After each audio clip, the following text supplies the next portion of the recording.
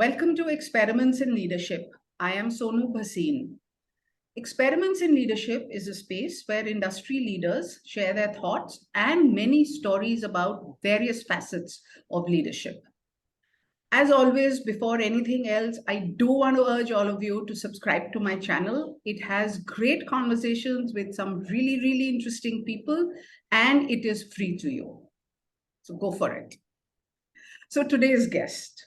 Surabhi Marwah was one of the youngest partners at EY when she became one in 2014. She is a chartered accountant and has over 2 decades of rich work experience. She has worked extensively with large business families on matters of succession and legacy planning. And besides that, she is an expert on all matters of taxation, including international taxation. Surabhi is also someone that I have great respect for as a leader. And while I have said publicly and many times that I do not believe in the concept of a superwoman, Surabhi forces me to think differently every time I meet her. And we will talk more about it. And welcome to Experiments in Leadership, Surabhi. Thank you so much, Sonu. You've been very kind. Actually, not at all. The superwoman, you are the superwoman, really. And I think when I met you a few years ago, we are being very candid. So I think I'm sorry I'm interjecting. But when I first met you, and I met you several times, I was amazed at the ease at which you did everything, do everything. And I think the latest success is how well your son has also done, which gives me a lot of confidence that women such as us are able to make it, professionally and personally. So kudos to you as well. Thank you. But this is about you and not about me. But thank you for the kind words. And yes, the bit about the son and family and work also, everything is, we talk about it only when we talk to women leaders.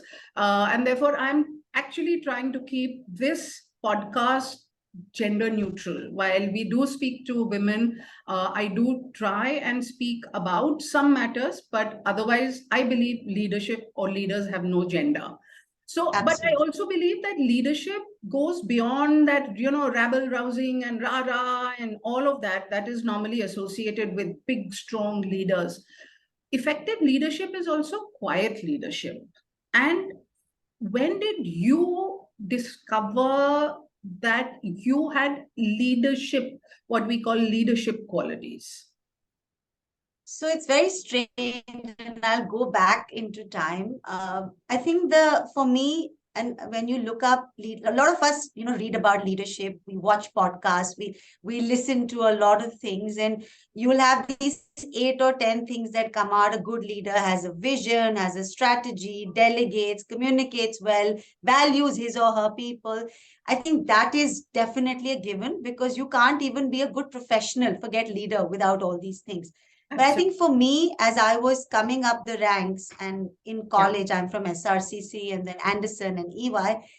For me, I think I realized that I had this take charge approach, where I would just want to come in and say, this is my responsibility. I'm not sitting in the barracks or as a backbencher waiting for someone to give me direction. I am just interested in getting the work done. And getting it done, of course, in the right manner, with the right value, with the right, attention to detail. But I didn't want to be at the back. That was the first thing I realized. 2, I also wanted my day in the sun, for the right reasons, of course. And as you grow in age, and we are all in our mid-40s now, but I wanted my day in the sun. I just didn't want to be one of those people who, who does their thing, goes back, and are neither famous nor infamous. I wanted to be known to do the right thing and to do it well. So I think those 2 things are when I realized that those for me were also essential leadership qualities. So I do remember when when it was college and someone said, we need a dancer, and I come up on stage. I didn't hesitate, and I had my friends who said, come on, kya kar rahe ho? So I said, no, I'm pretty good at it. And even if I wasn't, they need help. So I'm ready to support my college when they're in a bit of a rouse. Or if someone said we are doing a jumping off a cliff, or, with all the paragliding, then people will say, kaun jayega pehle? Who will go first? I'd say I'll go first, even though I was mighty scared. But I said, hey, someone's got to do it. Let me be the one to do it. Now, Yeah. so I think those two are the things I realized straight from maybe school when I was Yeah. a house captain, and I would go and make those speeches and cry when we got those trophies. I Yeah. wanted to be remembered. I wanted to do the right thing, and I wanted to be a person who people remembered and spoke about well. Yeah. Yeah. And I think those were, for me, leadership traits as well, besides the normal 10 other ones that we always talk about. Yeah. No, I think, you've touched upon two very important issues, and especially around gender. You've said that you didn't wait for somebody else to come and do things for Right. you or to tell you to do things. You made things happen.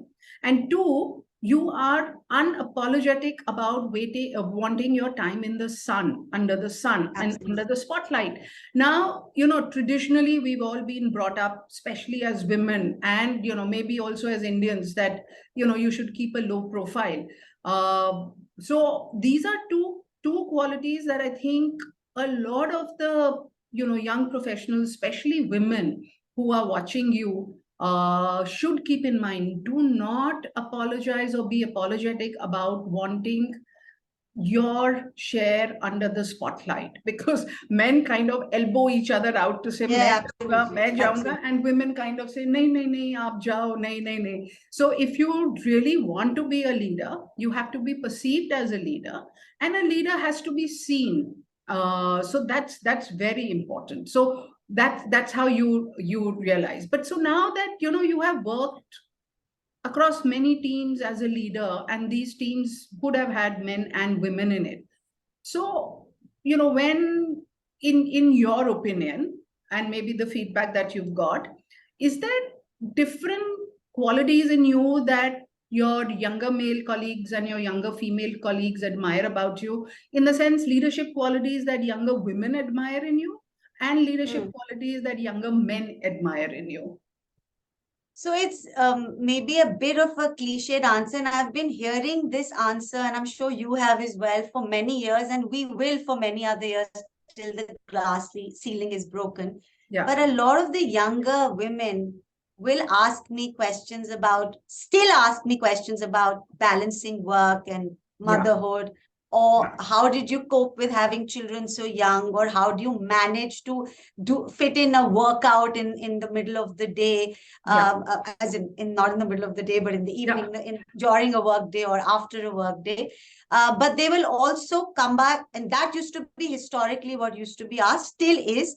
But I think the younger generation is also saying, how do we break that barrier and, come on our own, break the shackles, have this ability to, break into a sea of men and have a conversation. It still happens. Yeah. Where if you are in a conference or you're attending a training, you will see that if there's a lunch or a tea break, 5 men together, and I will not hesitate and say, can I join the boy gang? And very often you have to, and they say, of course, of course, and I'll say, please continue with your conversations. But I think the younger women are still asking the first 5 questions, but are very focused on the remaining 3 questions as well, and and still ask me questions around guilt, etc. But it's changed to say that, look, how do we manage it, because we want to have careers. Another very important thing that I think women are really asking is financial independence.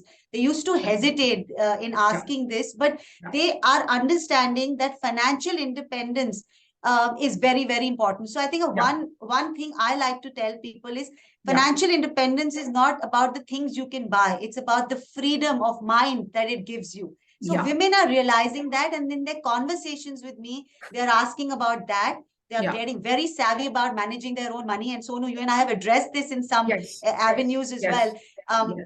I still have some women who say our boyfriends or our partners or our husbands will do it. But a lot of women are saying, hey, I'm much better at it. So I want to understand from you. Do you manage your own funds? How do you read up? And, why is it so important? So that sea change, and I think that's very important, getting the freedom and that earning potential, doing better in your lives, but also managing your own money. That is the 2 things I've seen in women who are asking me these questions as leaders, as a leader. And anything around the men, the younger male colleagues? So they're not asking too many of the questions, honest to God, but I think they're saying to me, and they're asking a lot of other women leaders, or telling them or learning from them that this is the way they need to change for their family and wives. And I think for the men also, they're saying very clearly that one income, there is a sea change between one income and two incomes. So we've got to, respect and give freedom and help the women in our lives, so that tomorrow they're now saying, if I give that freedom and respect, it's making my life only simpler. Otherwise, to have that great life, the pressure is more on me. So I think the younger men are asking me, how should we deal with these situations? What should we do at home so that we can encourage our wives to work? I've seen a lot of men who are saying, can you please help my wife get a role? That has really changed, because I don't want her to sit at home. I don't want her to, become very focused on 2 or 3 things. So that change is happening, but they're realizing that it is for their own good, mentally, physically, financially, that their, partners also work. So those two changes I've seen really.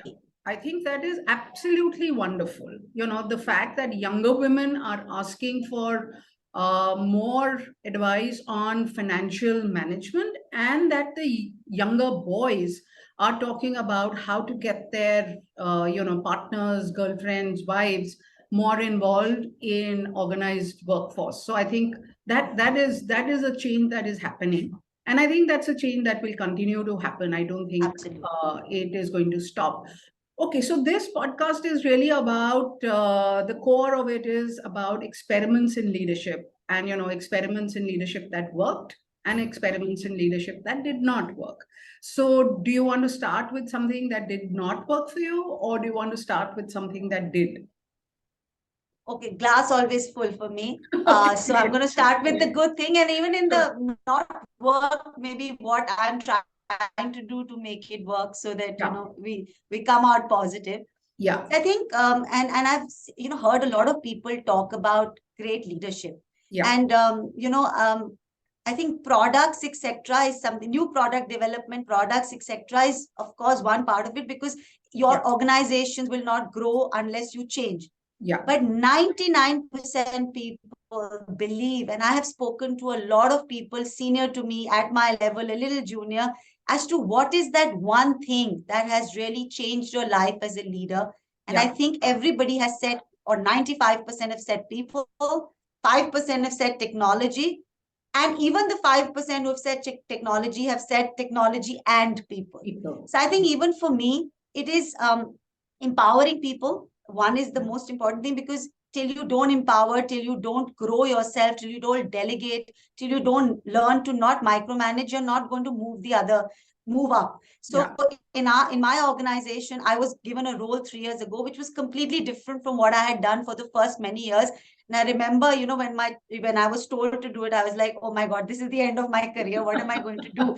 But I empowered my teams to say, look, my role is changing. I have to do a lot more, which is commercial, which is the business side. So, you've got to take on this mantle. But I tell you, and that is something you would have heard. But for me, I'll tell you, my greatest experiment wasn't empowering those people. It's easy to do it because you have no choice. If I've been given a role which needs 8 hours of time, I cannot work for more than 15, 16. I need, so I've got to empower those people. Fir wo acha kare, bura kare, I have to then deal with it. But for me, the greatest change was changing my approach to things, my change management, to understanding how to empower, how to give freedom, how much freedom to give, and how to deal with various generations.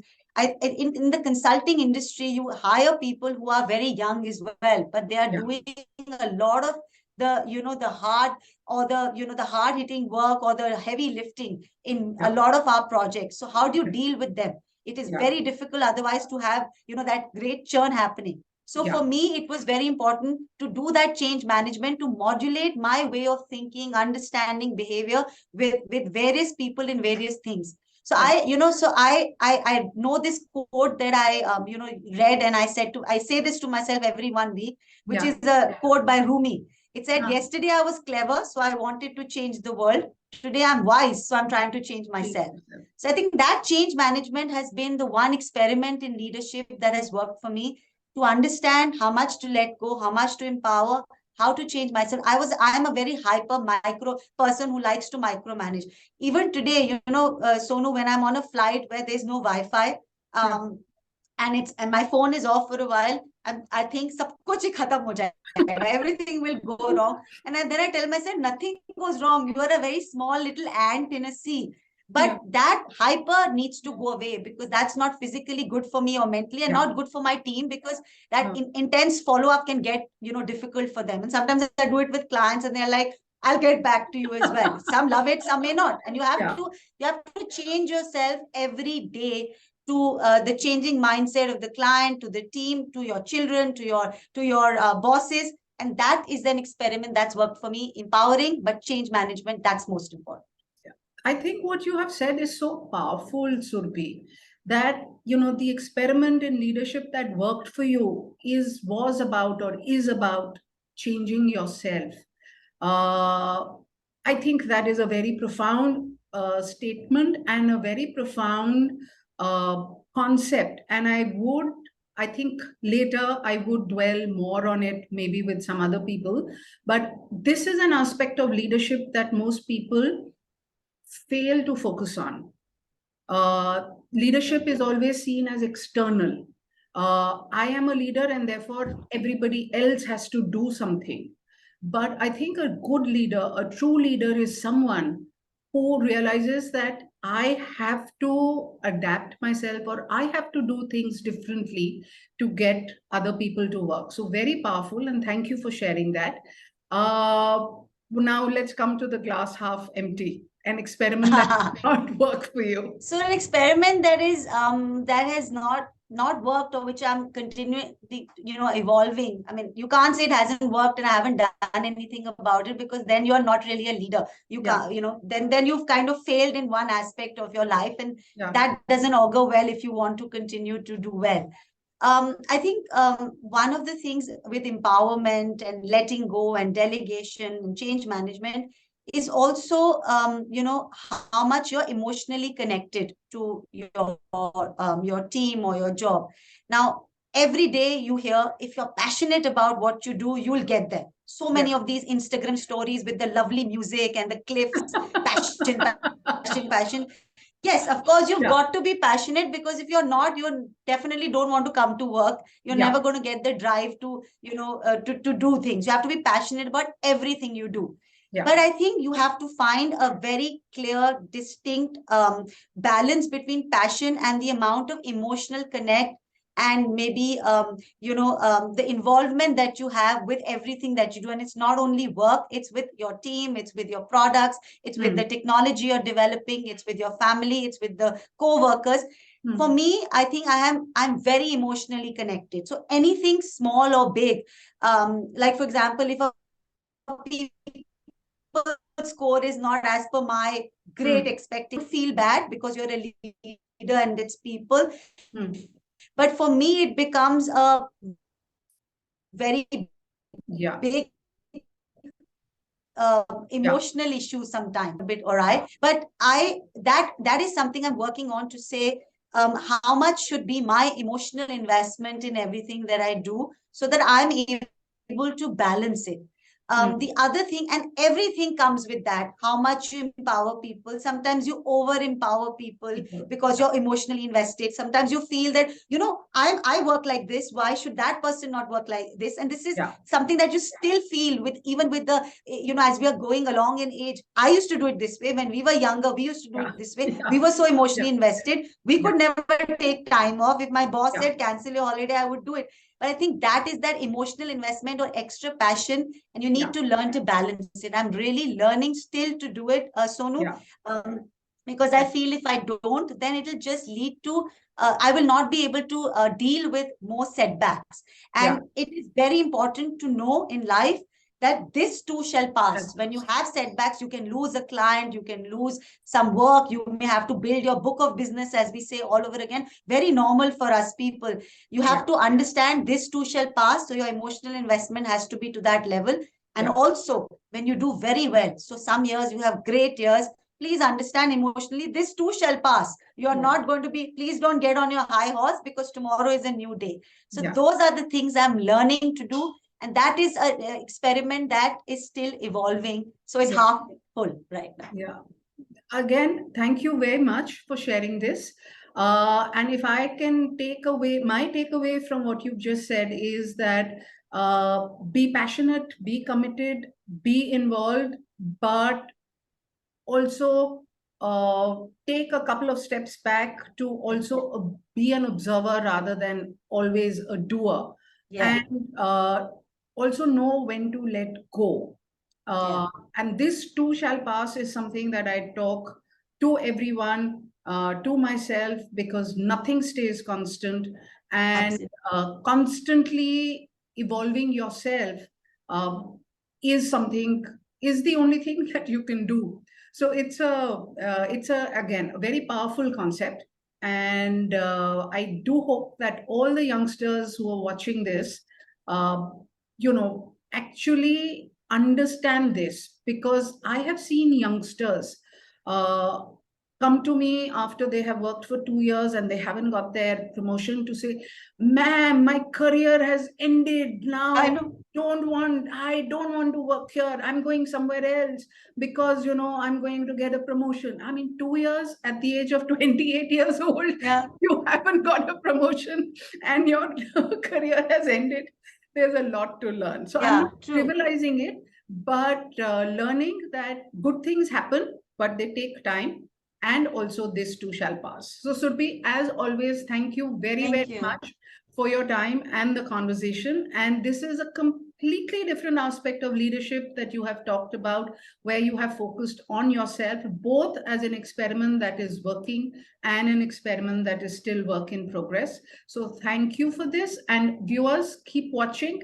We'll continue to have more conversations with people. Until then, bye.